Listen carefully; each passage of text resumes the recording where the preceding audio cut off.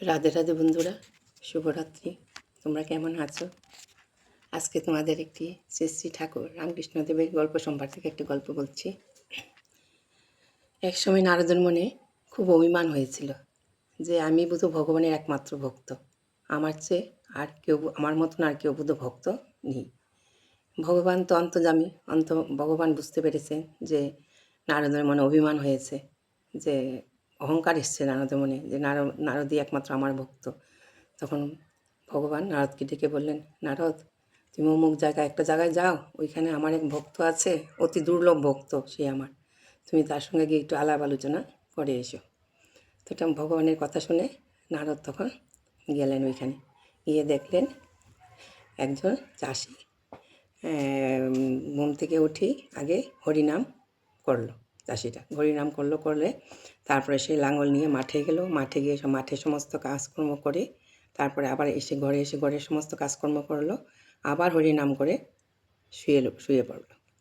তো নারদ বলল, মা এ আবার কেমন লোক, কেমন ভক্ত! ভগবান কাকে বলল যে অতি দুর্লভ ভক্ত? এ আবার ভক্ত হয় নাকি? এই কথা নারদ মনে মনে ভাবলো। তো ভেবে ঠিক আবার ভগবানের কাছে চলে এসে ভগবানকে বলল, ঠাকুর, আমি তো আপনার ওই ভক্তকে দেখে এসেছি, কিন্তু এ আবার কেমন ভক্ত? কেমন ভক্ত তো আমি দেখি নাই, ও ভক্ত হয় নাকি? হ্যাঁ, ওকে তো ভক্ত বলা যায় না।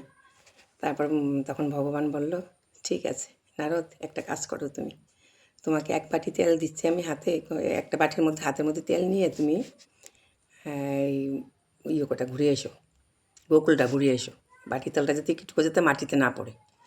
বলতে ঠিক আছে। ভগবান নারদ কী করলো, বাটি ভর্তি তেল নিয়ে সেই গোকুল ঘুরতে গেলো, গোকুল ঘুরে ভ্রমণ করে ভগবানের কাছে এসছে। তখন ভগবান বলল যে তেলটা পড়েছে একটুকু না, একটুকু তেল পড়েনি। হ্যাঁ, তা আচ্ছা ঠিক আছে, তুমি যখন তেলটা নিয়ে ঘুরছিলে তুমি কবার আমার নাম স্মরণ করেছ বা কতবার আমাকে ডেকেছ? তখন নারদ বলল, ভগবান আমি কি করে ডাকবো, বাটির কানায় কানায় যে তেল, আমার তো দৃষ্টি সেই বাটির তেলের মধ্যে, আমি তো আপনাকে ডাকতে ভুলেই গেছি, আপনার প্রতি তো আমার মনেই ছিল না, আমার তো একমাত্র মন ছিল বাটির তেলটা যাতে না পড়ে।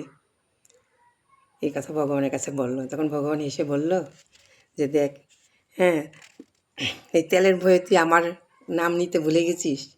আর ওই চাষি সারাদিন কাজ করে, মাঠে সারাদিন কাজ করে, ঘুম থেকে উঠে আমার নাম একবার নেই, আমার নাম নিয়ে তারপরে সেই মাঠে যায় কাজ করতে, সারাদিন কাজ করে লাঙ্গল টানে, তারপরে সে একা এসে আবার ঘর সংসারে সমস্ত কাজ করে, তারপরও সে সে তার মধ্যে সে দুবার করে আমার নাম স্মরণ করে।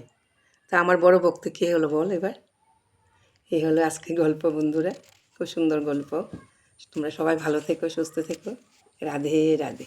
অহংকারী মানে অহংকারী ভক্তিপথে কাটা।